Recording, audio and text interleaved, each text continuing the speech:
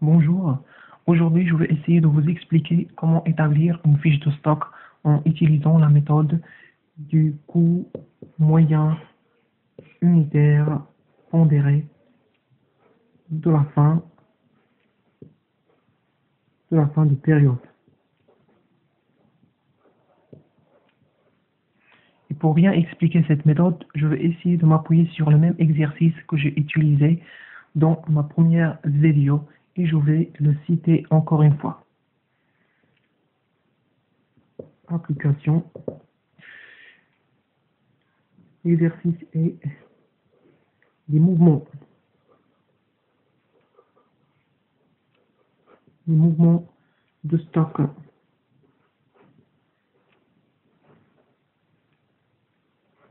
de la matière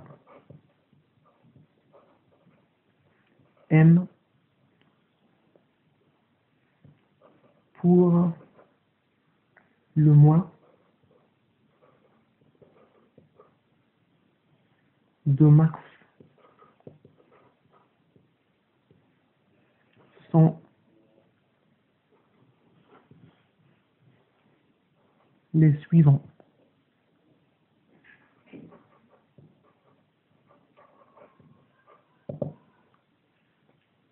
On commence. Le 01, le 1,3, on avait comme stock initial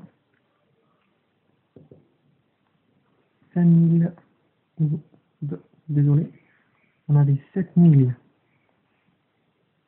kg à 6 dirhams le kilo.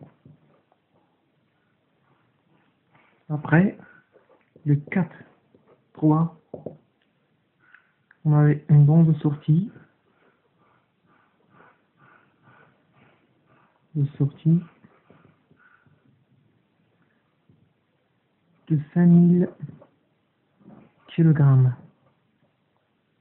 Le 10,3, on avait en réception de 4000 kg à 6,20 grammes le kilo. Après, le 15,3, on avait une bande de sortie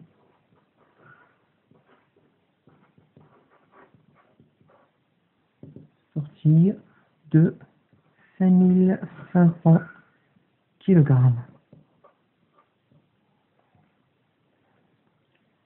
Le 20,3, une réception, encore une réception de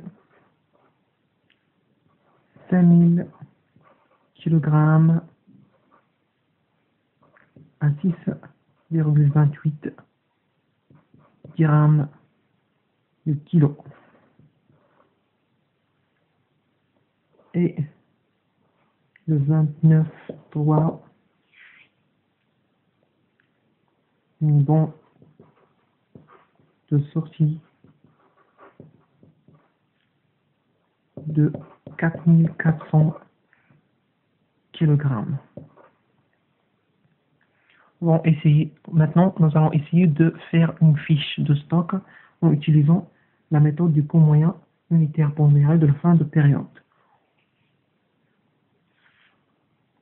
Nous allons tracer un tableau, comme d'habitude. Ici, il y a les dates, les entrées, les sorties et le stock. Entrée, sortie et stock.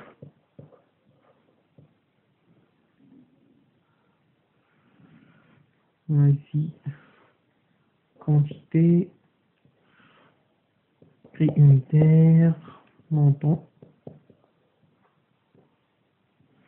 Même chose pour les sorties. Même chose pour les sorties. On a quantité, prix unitaire, montant, quantité, prix unitaire, montant. Alors, on va commencer le travail. On commence par le stock initial, le 1,3. On avait dans le stock une quantité de 7000 kg avec un prix de 6 dirhams le kilo. Ça va donner comme montant. On multiplie 30 000 dirhams.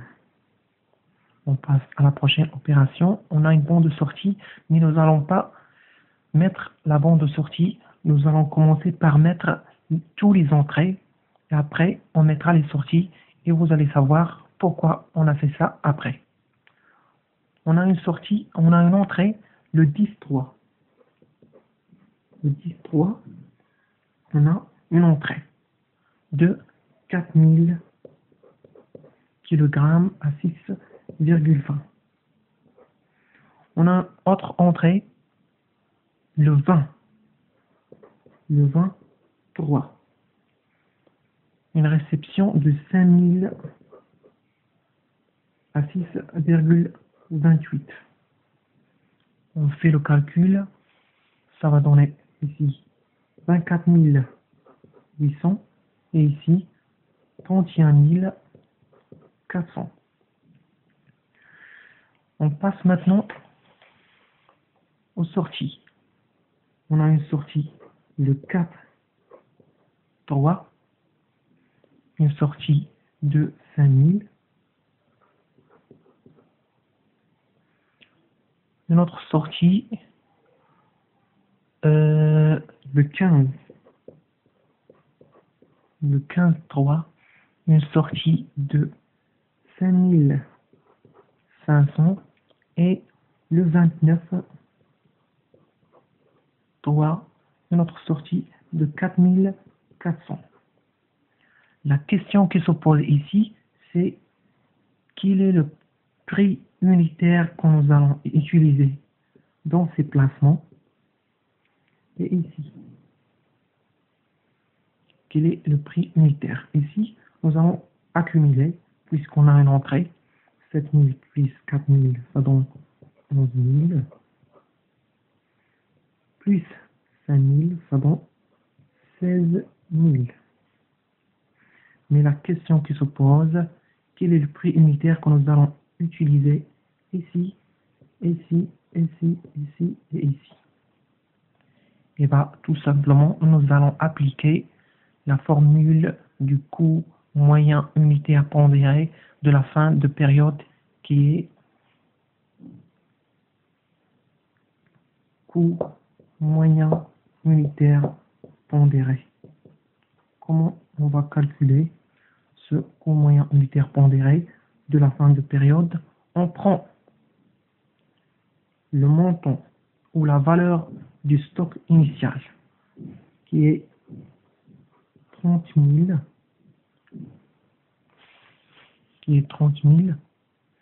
plus la valeur de toutes les entrées, Ici, on a deux entrées, on prend les deux. Mais dans des autres exemples, on a plusieurs entrées, on met la valeur de tous les entrées. On a ici 24 800 plus 31 400. Sur la quantité du stock initial, on avait 7000 plus la quantité de tous les entrées, c'est-à-dire 4000 plus 5000.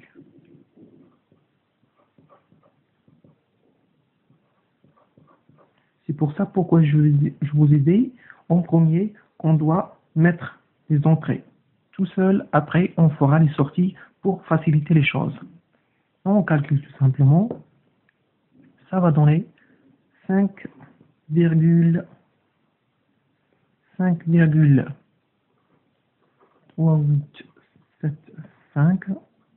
On prend en considération les virgules, ça va donner 5,39. Et voilà le prix unitaire que nous allons utiliser dans tous ces placements ici.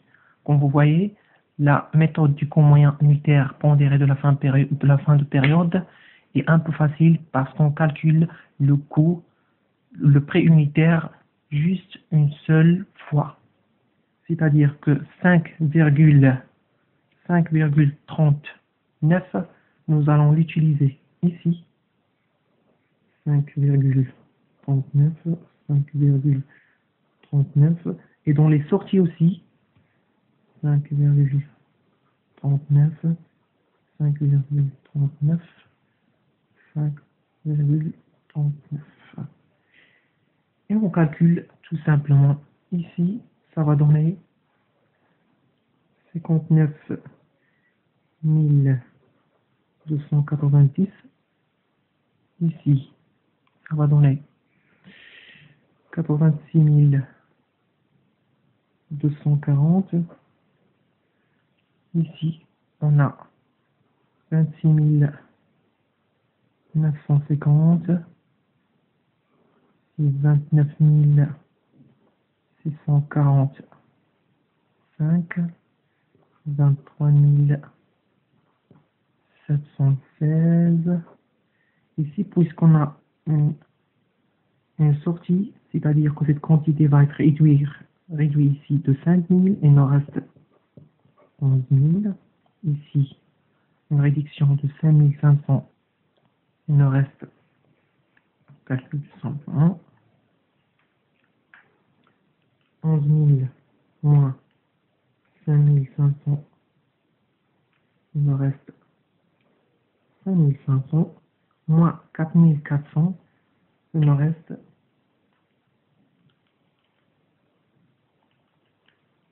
4400, il nous reste 1100. Ici, nous allons utiliser le prix unitaire que nous avons trouvé ici, bien sûr, c'est-à-dire 5,39, 5,39, 5,39. Et on calcule tout simplement 1100 fois 5,39, ça va donner 5929. Ici, 5500 fois 5,39, ça va donner 29 645. 1100 fois 5,39, ça va donner 5929. Et voilà la fiche du stock par la méthode du coût moyen unitaire pondéré de la fin de période. Et bonne chance à tout le monde.